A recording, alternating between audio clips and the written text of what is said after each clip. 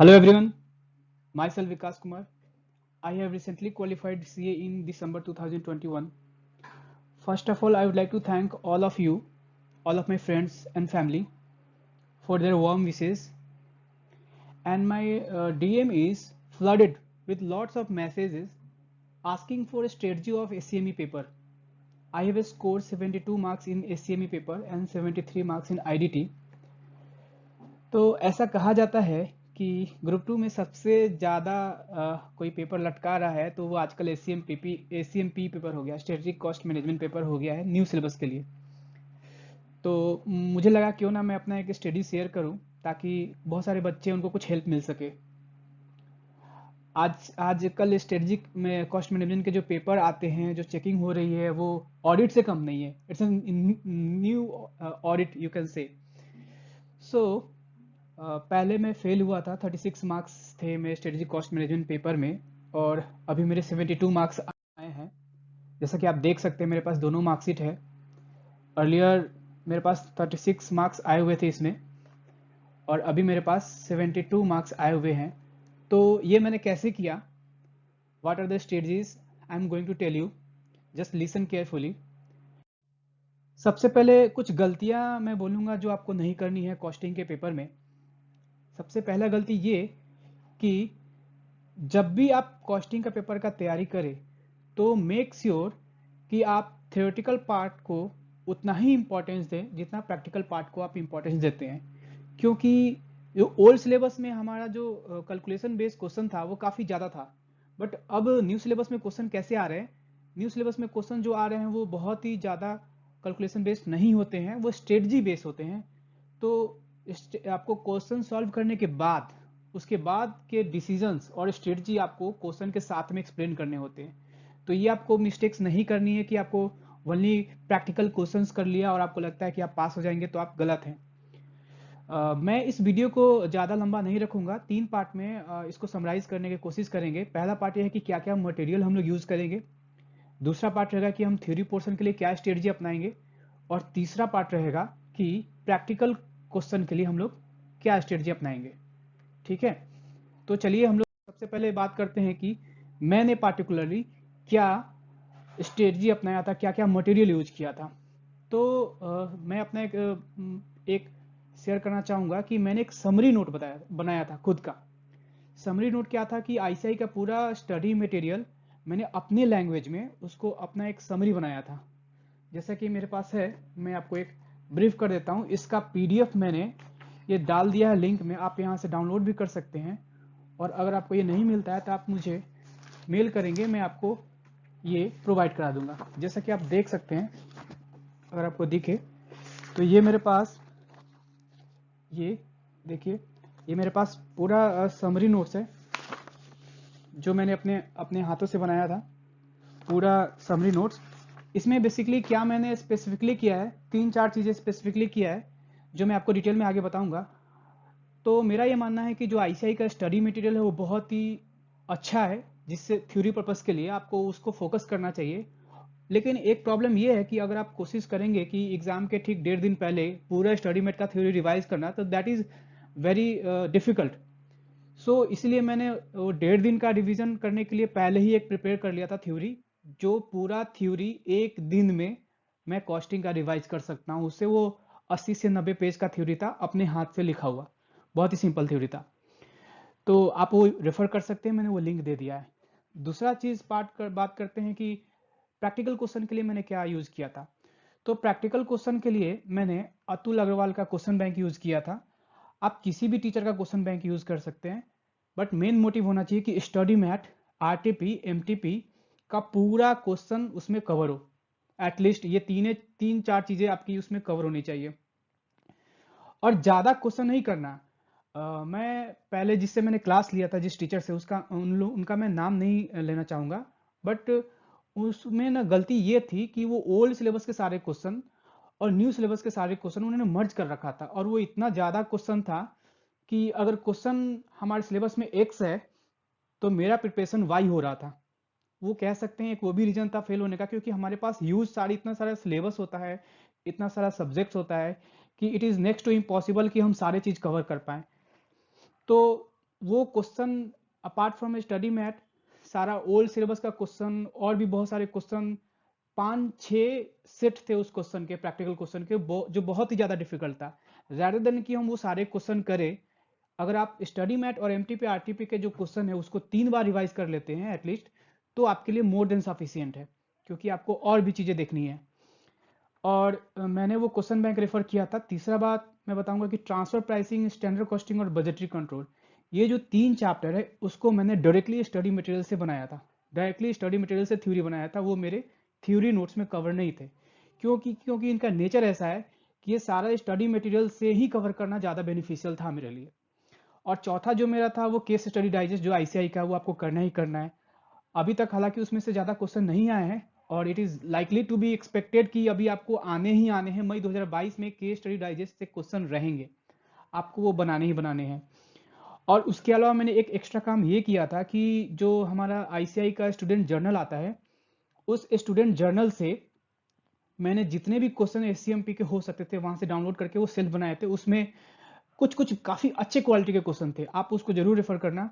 हो सकता है कि वो किसी नेक्स्ट एग्जाम में पूछे जा सके। वो क्वेश्चन कहीं भी कवर नहीं थे, ना आरटीपी में, ना एमटीपी में, ना स्टडी मैथ में। वो न्यू क्वेश्चन थे और बहुत ही बेनिफिशियल थे, बहुत ही अच्छे क्वेश्चन थे, आप उसको रेफर कर सकते हैं। तो ये सारे मटेरियल थे जो मैंने यूज किए थे, अगर आप चाहें तो आप भी यूज कर सकते हैं। जैसे क्वेश्चन था कि 9 factors that constitute price sensitivity, तो इसका एक निमोनिक है यूएसडी सेट सिप। तो ये मैंने कहीं यूट्यूब पे देखा हुआ था, तो मुझे याद आ गया कि यू का मतलब यूनिक वैल्यू इफेक्ट, एस का मतलब सब्सटीट्यूट अवेयरनेस इफेक्ट।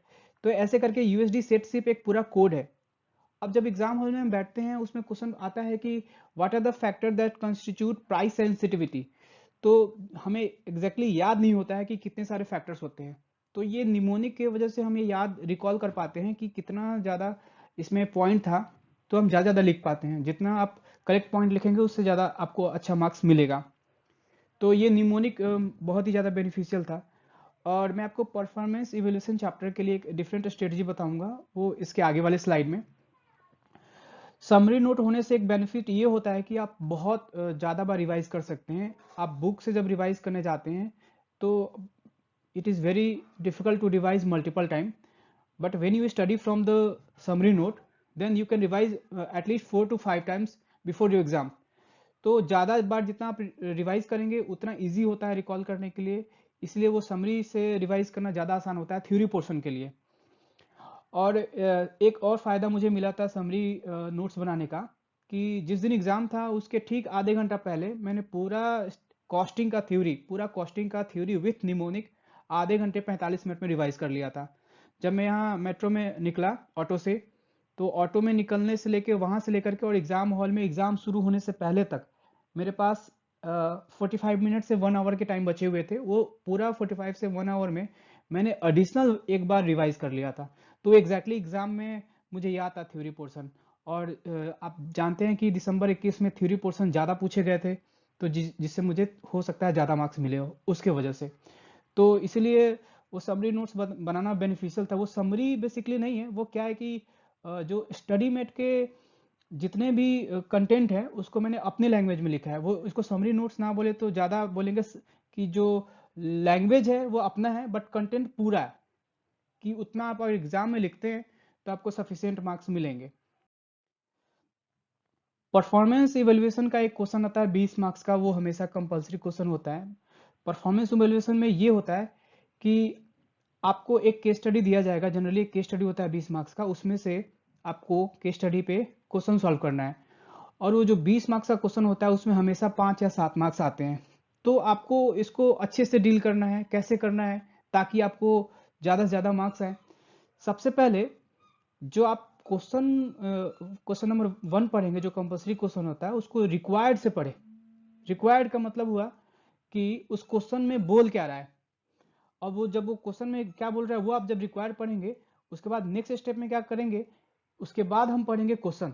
और जो रिक्वायर्ड में आपको बोल रहा था उसको क्वेश्चन में अगर कोई पॉइंट आता है उसको कनेक्ट करते चलेंगे, और पेन रखेंगे, पेन से उसको अंडरलाइन करते चलेंगे उससे। और लेफ्ट साइड में वो लिखते चलेंगे कि ये पॉइंट नंबर 2 का यहाँ से निकलेगा आंसर, पॉइंट नंबर 3 का यहाँ से निकलेगा आंसर। क्योंकि आपको जो रिक्वायर्ड डाटा है वो और जो केस स्टडी डाटा है उसको कनेक्ट करना बहुत जरूरी है, क्योंकि जब तक आप कनेक्ट नहीं करेंगे तब तक आपको मार्क्स नहीं मिलेंगे। जब जो भी केस स्टडी का क्वेश्चन आता है उसमें आपको ये भी आइडेंटिफाई करना होता है कि उसमें कौन सा स्ट्रेटजी अप्लाई करना है, क्योंकि हमने सारा कॉस्टिंग पढ़ लिया है, उसमें बहुत सारे स्ट्रेटजीज पढ़े हैं, बहुत सारे परफॉर्मेंस इवैल्यूएशन मॉडल पढ़े हमने, और उस परफॉर्मेंस इवैल्यूएशन मॉडल में कौन सा परफॉर्मेंस इवैल्यूएशन मॉडल यहाँ पे अप्लाई हो रहा है वो कभी उस क्वेश्चन में आपको क्लियरली नहीं बोलता है। मेजोरिटी क्वेश्चन में हमने ये देखा है कि आपको क्वेश्चन ये बताता है कि कुछ हिंट दे देगा, जैसे कि किसी एक पार्टिकुलर क्वेश्चन में हिंट दे दिया कि जो ऑल स्टेक होल्डर को रिपोर्ट करता है वो वाले परफॉर्मेंस वाले स्ट्रेटजी बताइए। तो उस केस में ऑल स्टेक होल्डर को कौन सा होता है, हमारे पास बहुत सारे परफॉर्मेंस इवैल्यूएशन मॉडल है। तो मैं आपको बता, एक होता है परफॉर्मेंस पिरामिड। परफॉर्मेंस पिरामिड क्या है कि ओनली फॉर कस्टमर और स्टेक होल्डर को वो फोकस करता है, बट परफॉर्मेंस जो प्रिज्म होता है, परफॉर्मेंस प्रिज्म वो ऑल स्टेक होल्डर को वो फोकस करता है।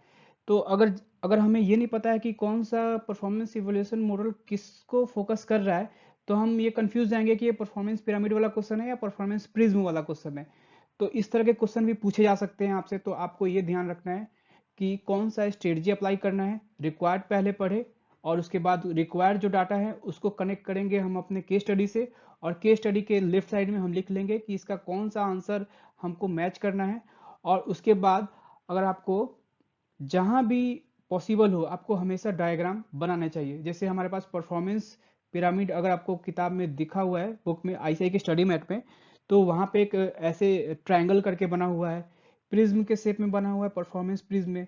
तो इस तरह के अगर आप शेप यूज करते हैं तो वो जो कॉपी चेकर है उसको बहुत ही इजिली इजिली आइडेंटिफाई हो जाता है कि आप इजिली आप उसको चेक कर सकते हैं, तो इसलिए वो ज्यादा मार्क्स देता है वहां पे।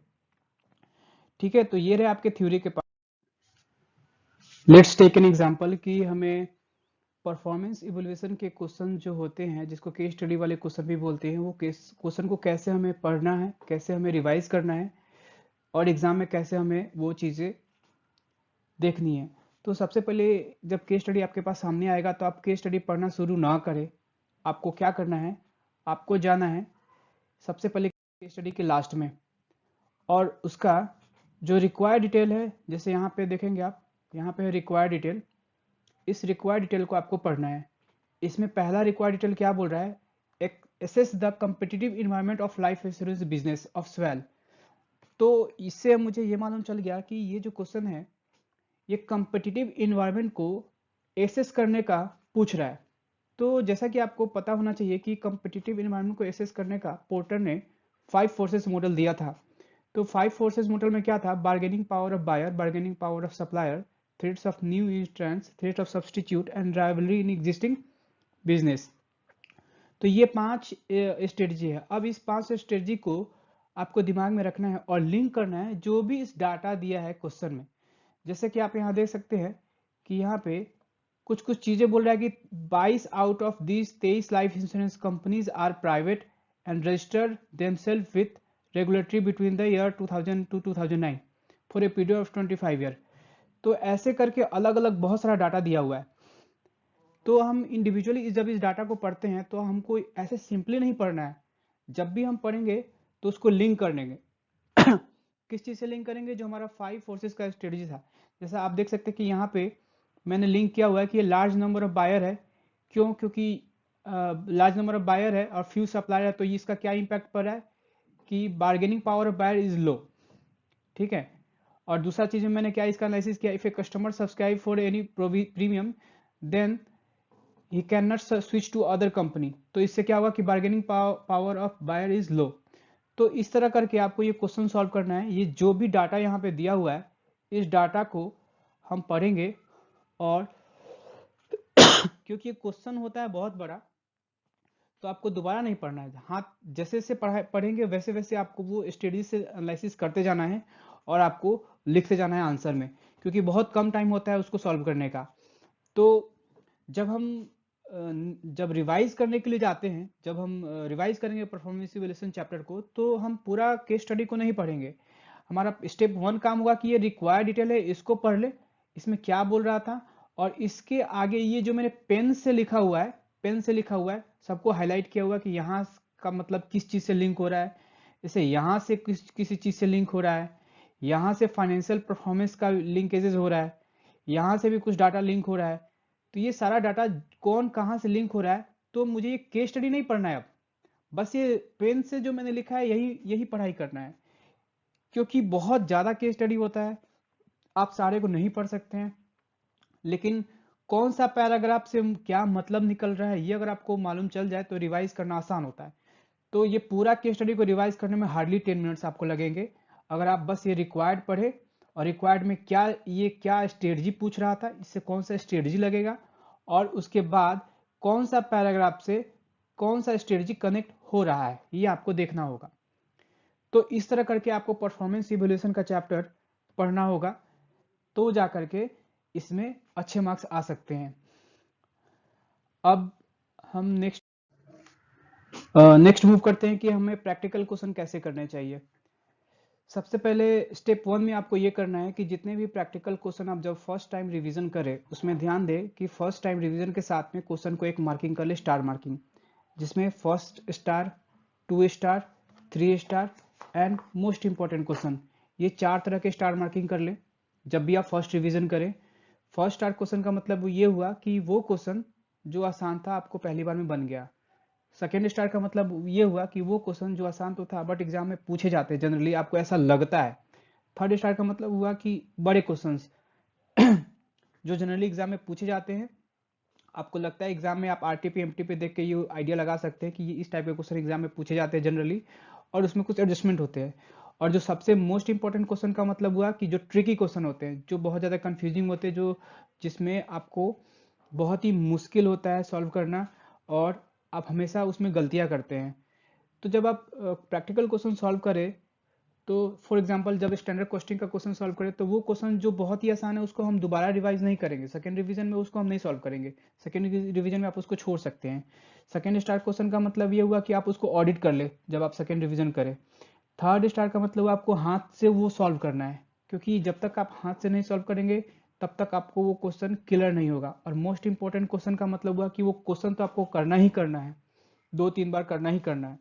तो ये 1 स्टार, 2 स्टार, 3 स्टार स्टडी जो है आपके टाइम के अकॉर्डिंग कैसे रिवाइज करना है उसमें हेल्प करता है बहुत ज़्यादा। और एक चीज़ और कि आपको जो भी पहले आप जब भी क्वेश्चन बनाए जो मोस्ट इंपॉर्टेंट क्वेश्चन है या फिर 3 स्टार क्वेश्चन है, उसको ये ध्यान रखें कि आंसर नहीं देखना है, just solve at your own without seeing the answer. अगर आपको वो क्वेश्चन नहीं बनता है पहली बार में तो भी आप पहले उसको खुद से करने का कोशिश करेंगे, उसके बाद फिर आंसर देखेंगे कि क्या मैंने गलती किया था, इसमें क्या और इम्प्रूवमेंट किया जा सकता है। क्योंकि हमारा हैबिचुअल हो जाता है कि हम बहुत जब नहीं बनता है तो अर्ज होता है कि हम देखें आंसर में क्या लिखा हुआ है, बट नहीं, वो गलती नहीं करना है आपको। आपको सबसे पहले देखना है कि वो जो क्वेश्चन है वो कहाँ हम गलती कर रहे हैं।